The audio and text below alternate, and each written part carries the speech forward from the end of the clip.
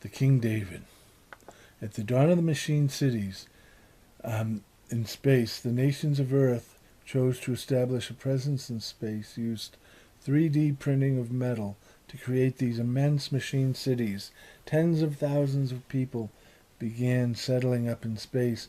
Then when the long-term effects upon the human body became apparent, especially transgenerationally, those numbers dwindled. Thanks to overbuilding, machine cities built for populations of millions instead had populations of thousands.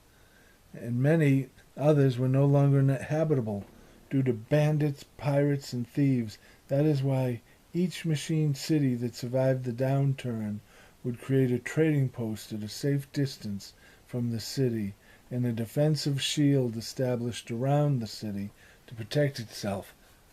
No uninvited guests, period. Only diplomatic ships were allowed through the shield, except for one machine city, the King David. It was not designed for trade, diplomacy, or any other sleight-of-hand niceties, just for deep space travel.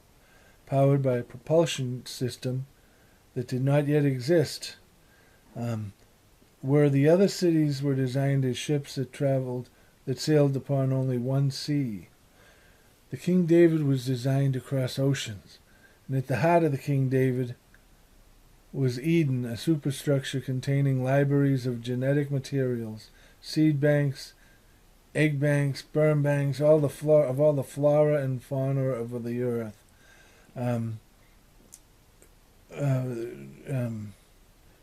With different configurations of every imaginable type of bioweb, depending upon the environment discovered when we arrive at the New World,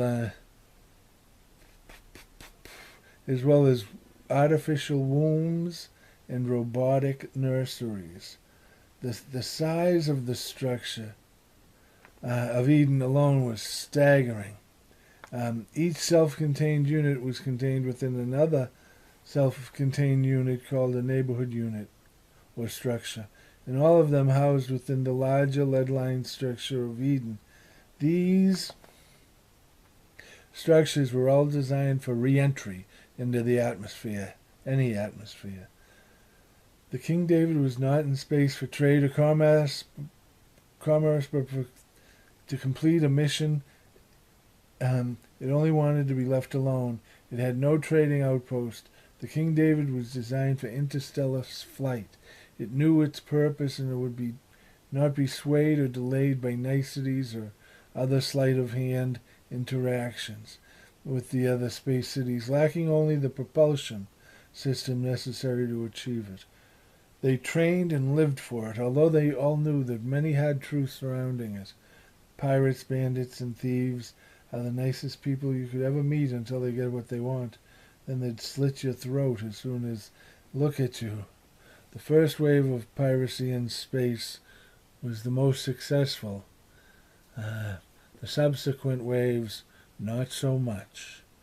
The length of the journey and the fact that when they arrived at New Jerusalem, that it would not be their descendants that would settle the New World, but once arriving above the planet, a generation would be born in space, drawn from the human sperm and egg bank units carried from the Earth and birthed in artificial wombs. That would be the first generation of New Jerusalem, not our descendants.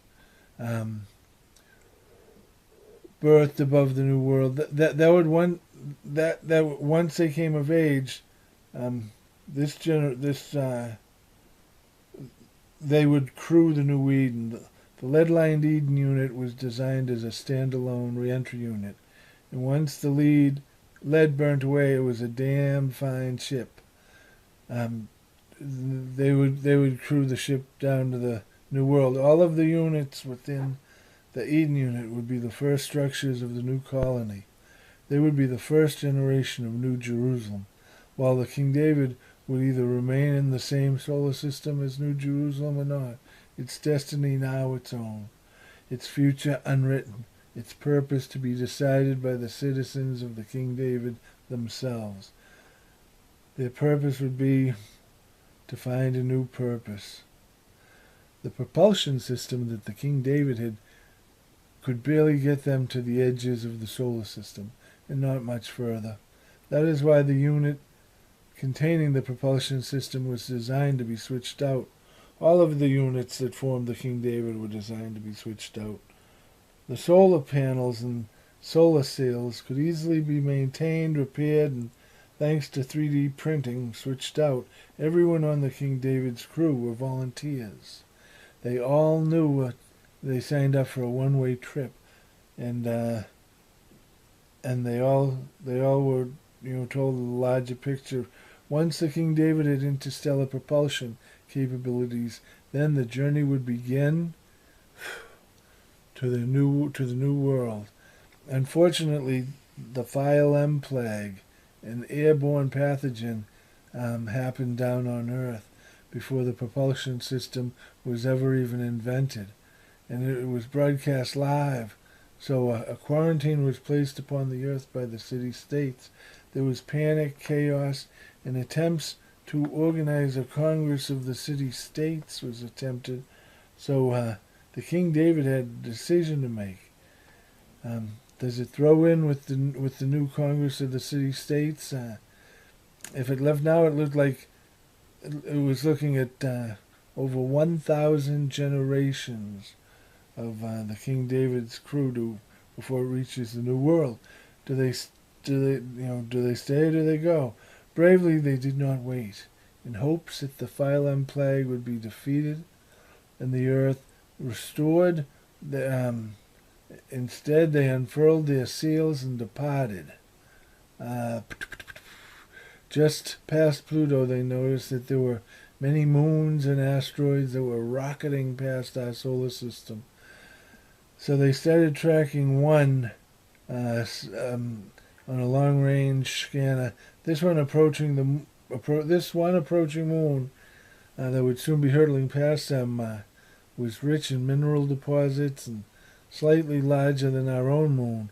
So the King David changed course and started following the same track that moon was following, and then began to pick up as much speed as possible. And by the time that moon had caught up to the King David was able to latch onto it, begin circling it, and get caught in its gravitational pull, becoming a satellite of this new moon. So now the King David was sailing the interstellar ocean without the proper propulsion system necessary to cross it on its own. But at a fine rate of speed, their new goal was to create that propulsion system en route to where they were going, which was anybody's guess. The calculations of where this moon was going had not yet been completed. Closing the book, the priest began, and this was how the descendants of the King David became the people of the deep. Whatever happened to the Eden unit in New Jerusalem? Asked the children. We do not know. We still have a spiral web, a seed bank, and several other items that were drawn from Eden's libraries of Earth's flora and fauna. So we still have a piece of Eden right here with us upon the King David. And as far as New Jerusalem, well, after watching the settlers for several growing seasons and using the natural resources of the new solar system to resupply, rebuild, and repair the King David, we sailed our ship to the edge of the solar system, and we caught a wave. Since the downturn, it has been clear that space is the land of bandits, pirates, and thieves, and that if you believe that the false friendship that is offered by them is real, you will never see it coming.